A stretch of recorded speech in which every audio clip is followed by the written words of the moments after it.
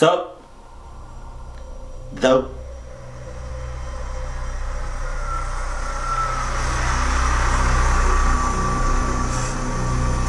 Right.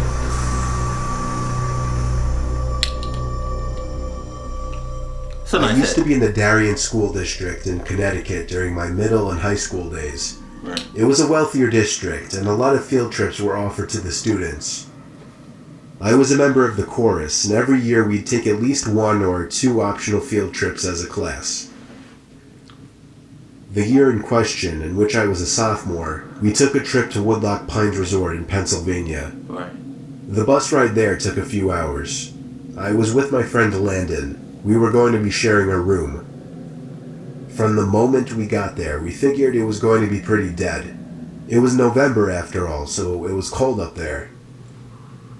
We had 3 days planned for the trip, and there were 4 chaperones. Okay. They weren't really following us at all times. We just had to tell them what activities we'd be going to do. All right. The first day was fun. Landon and I, along with 2 girls who we were friends with, did some go-karting, rock climbing, went in the pool, and then we went to eat dinner. Nice. After dinner, we went back to our room and just hung out for a while. For the record, not all the students were able to get rooms next to each other. The room was ground level, and there was a clear sliding door that provided a view of the lake down the hill. Oh, God. We went back out for a while, then came back to the room at about 10 o'clock. We left the blinds to the door open because the moon was giving off a cool reflection on the lake down below. I do that sometimes. Little did we know that would be the start of a nightmare. Oh, shit. If I had to guess, I would say it was a whole hour of us just rolling around in both of our beds trying to get comfortable, occasionally talking, before Landon, whose bed was closer to the door, screamed. I had no idea what was going on, why he could have been screaming, or if it was a joke, until I looked at the door. Joke my ass. It was a sight from a horror movie. There was a really tall, skinny older woman with long grayish hair standing on the other side of the door, with her hands cupped up against the glass next to her face, as if she were trying to better see into the room. Fuck? The woman then walked away. Landon looked at me, I guess waiting for me to get up so he would have the confidence to get up as well and run outside after her. When we did, we didn't see her anywhere though. The cement trail that ran past each and every room of the building was void of any people. There was nobody on the surrounding grass, nor anyone walking down the hill. We both saw the woman though, so we knew we weren't seeing things. The next day we didn't tell any of the chaperones, but we told the 2 girls who we were friends with. Night came once again after a long day of many activities. We entered the room through the back door and made sure to shut the blinds this time. Oh, right. Landon fell asleep before me. I fell asleep around half an hour after him. I woke up to silence. I couldn't tell if something had woken me up or not. What you mean? All I knew is that I didn't feel right. I sat up and whispered Landon's name to see. It's them fucking vibes. It's them vibes that's killing you, bruh. Because you saw the old lady, creepy as hell. And now you can't sleep. It's natural, right? If I sleep and I wake up, right, to some scary ass shit or a creepy ass person, I'm talking creepy as shit. And the next night, I'm trying to go. I can't sleep after that. Right? Like I'm having a hard enough time watching and listening to this video. I can't even imagine being in your shoes, bruh. So it's natural for you know. But fuck, it's them vibes. It's always them old people. If he was awake. He didn't answer, so I turned to the left out of pure instinct and curiosity to look at him. But I couldn't see him. Something was blocking my view of the other bed. I looked up, and towering over my bed was the tall old woman. She took 2 steps back as she said, "Your back door was unlocked," before turning around and walking outside. Who is that? I was frozen in that bed, except for my shaking. I woke Landon and told him what happened. We locked the back door, shut the blinds once again, and agreed to stay up the rest of the night. Okay, right. It was already 4 in the morning, so we wouldn't be losing much sleep. You shitting me. By 8 o'clock, we went to the dining hall to eat breakfast. When we got back to our room building, ready to tell our chaperones, we could see the old woman through the glass of the neighboring room. What? She was sitting on the bed, hands folded, sitting up straight, facing the door, facing us. We ran to the front desk in the lobby building to report her to the staff instead of the chaperones. It was weird. None of them really knew what to do in the situation. Eventually, we persuaded them to come to the woman's room with us. I know what to do. There, they found the woman sitting in the same position, along with an older man sitting on the other bed, looking up at them as they entered. Apparently, the woman had some kind of mental disorders, but the man wasn't all there either. There was something very off-putting about him. And they just weren't the kinds of people that you'd expect to see at a family-friendly resort. The staff wouldn't kick the two out like we hoped, though, so we told our chaperones. Long story short, after a lot of arguing between chaperones and staff, we had to end the trip early, and we all went home. Right. Not early Me and enough. Landon were just happy to get out of there. Fucking staff was bullshitting. I would have believed y'all, and we would have hauled ass together. All of us. When I was in the 4th grade, my class took a field trip to a rural zoo-type place about an hour away from our school. I remember vividly it was a cloudy day with the occasional raindrop or two falling. Right. The zoo was kind of small, but it was kid-friendly. It had a decent amount of habitats, mostly smaller animals though, nothing exotic. There was also a big building as part of the zoo where taxidermied animals were put on display, along with other interesting attractions that I don't really remember. Admittedly, I was kind of off in my elementary and middle school years. What you mean? I would do weird antisocial things, and my teachers and my mom would pick up on it. Okay. For whatever reason, when we were touring the building as a group, I decided to walk into one of the bathrooms without telling any of the teachers. I did my business, washed my hands, and entered back out into the hallway.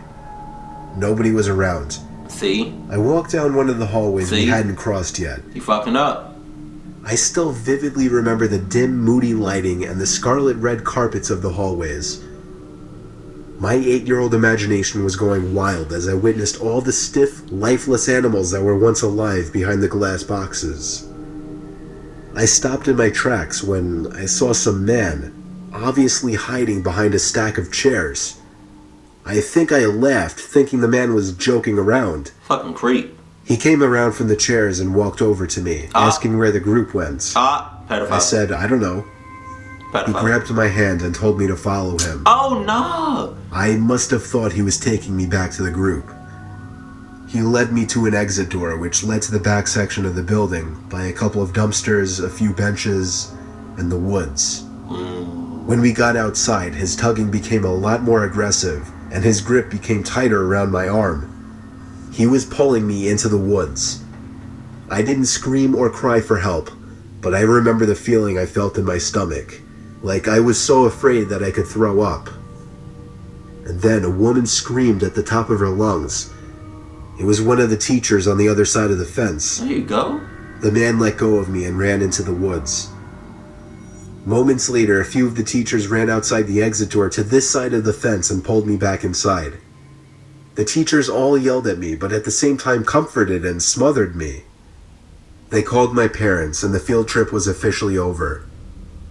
The owners of the attraction called the cops. We all got back on the buses, and we all went home.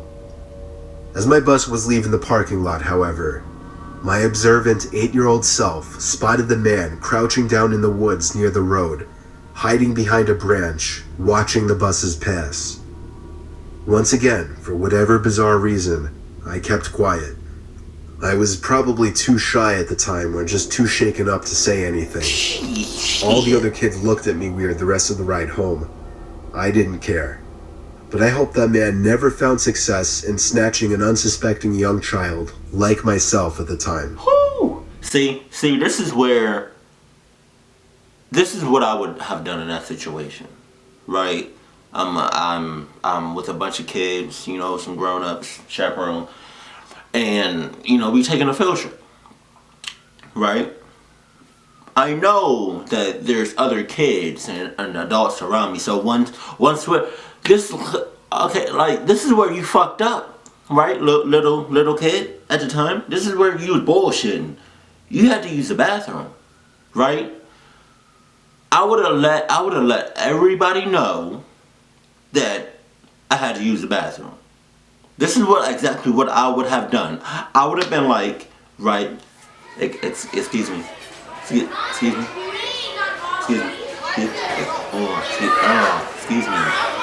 Excuse me. Oh. Thank you. I have to use the bathroom right now. Oh, okay. So we just stay, please. Just stay right here. Don't move. Don't drift off. Just stay. Right. Matter of fact. Just everybody, just come to the bathroom with me, okay? Thank you. Okay, please, please.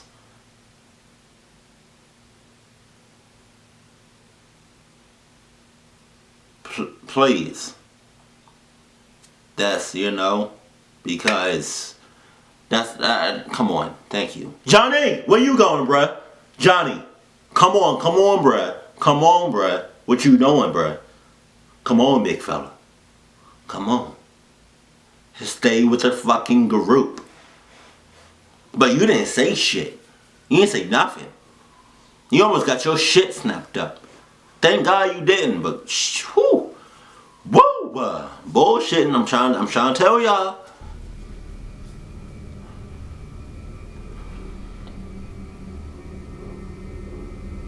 Right.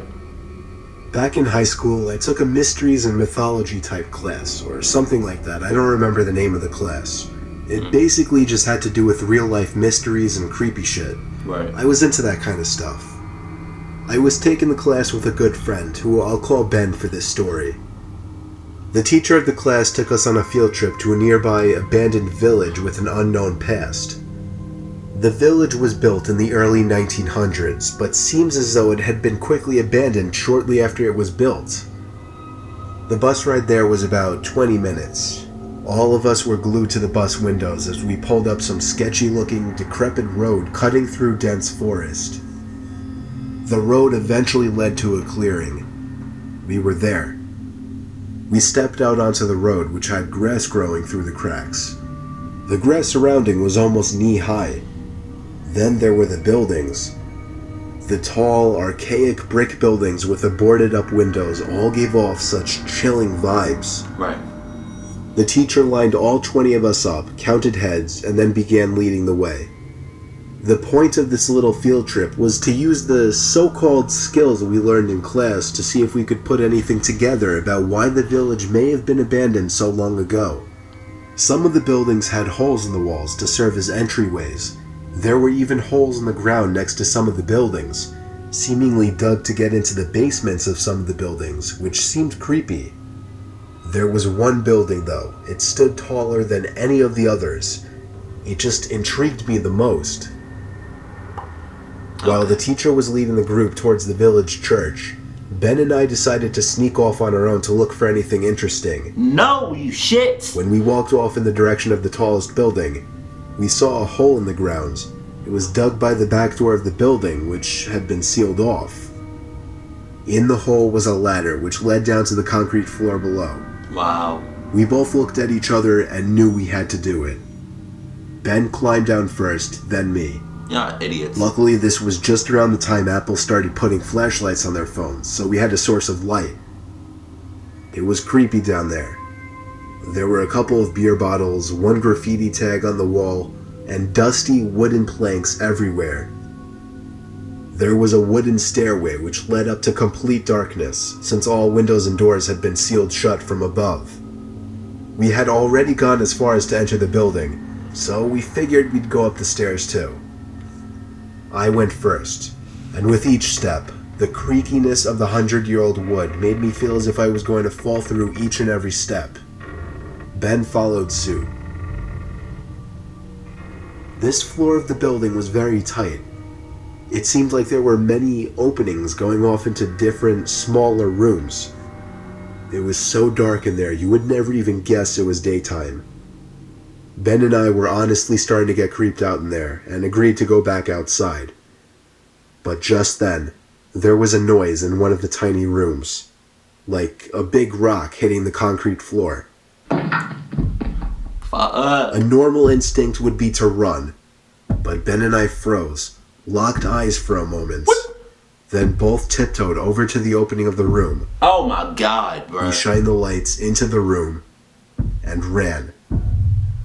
We ran back down the stairs and then up the rusty ladder back outside. We caught up to the group out of breath. We didn't say anything though to avoid getting in trouble. One of our classmates asked us what was wrong. We told him we snuck into one of the buildings, and in one of the rooms, when we shined the light into it, we saw 3 guys standing maybe 10 feet away from the doorway, facing Ben and I in a weird formation, as if they were waiting for us. Oh, no! As we continued following the group, we paid extra attention to the tall building we entered from the distance. And before leaving, we saw a person's face at one of the higher level windows that had not been boarded up. We never told the teacher in fear of getting in trouble. We didn't know what to think. Were those just homeless people living in there? Hell no. Were they gang members in hiding? Ben freaks me out with his theory. He says they were ghosts of the people who once lived in the town. Still, the way the 3 guys were just hauntingly standing there so calmly, staring at us the moment we peeked our heads through that doorway, I still can't get that image out of my head. I may go back to that village one day, just to prove Ben's idea wrong. What, you know? What? I feel like if you go back there, you're gonna end up dead, or you're gonna fuck your shit up. Especially if you go alone. If I'm ever with a group of people, or if it's a field trip or something, you know, or if I'm with my friends and we go somewhere, right, I gotta make sure that I'm with you at all times. No drifting off, no nothing. If we gonna drift off, you know, make sure I'm gonna make sure I'm with at least one more person. That's I'm not going nowhere, not by myself. No, because a lot of people can fuck with your head. They're very I don't know how to say this word, manipulative. Is that how you say it? Manipulative? I don't know. They like to fuck with you, and once they got you in their head, like once they got you locked in, it's a wrap. You know, it's like, I don't know, man. Like, for me,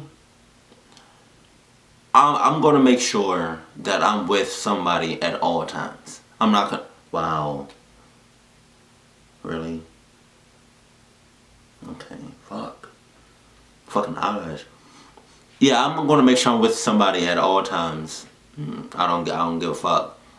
You know, and plus I don't care how old I am. Like, I'm 24 right now. I don't know why I thought about that, but I'm 24 right now, and if I was to go to an amusement park, right, I'm gonna have somebody with me at all times, and the reason I emphasize that is because when I was a kid, right, I'm talking like a little ass kid, I went to, I forgot what amusement park it was.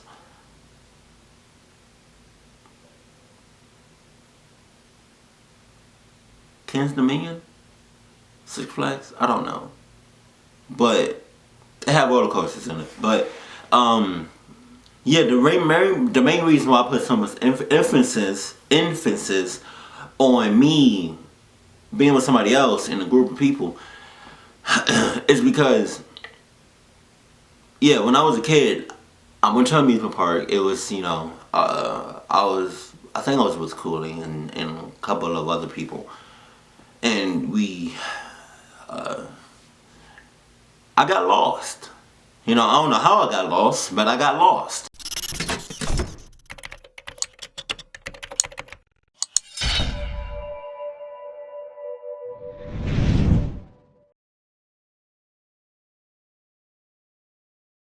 Sup?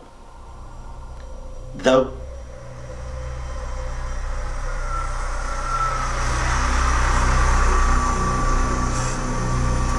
Right.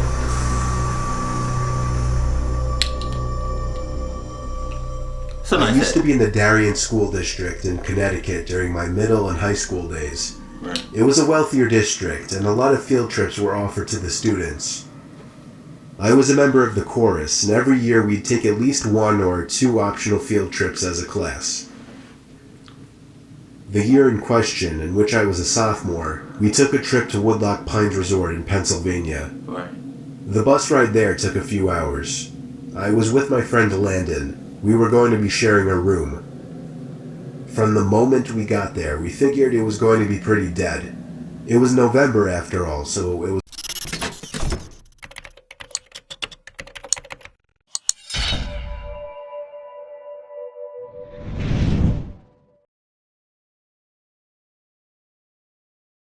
Sup? Though?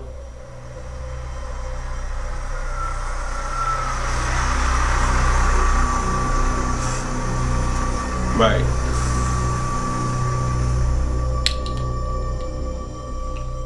I used to be in the Darien School District in Connecticut during my middle and high school days. Right. It was a wealthier district, and a lot of field trips were offered to the students. I was a member of the chorus, and every year we'd take at least 1 or 2 optional field trips as a class. The year in question, in which I was a sophomore, we took a trip to Woodloch Pines Resort in Pennsylvania. Right.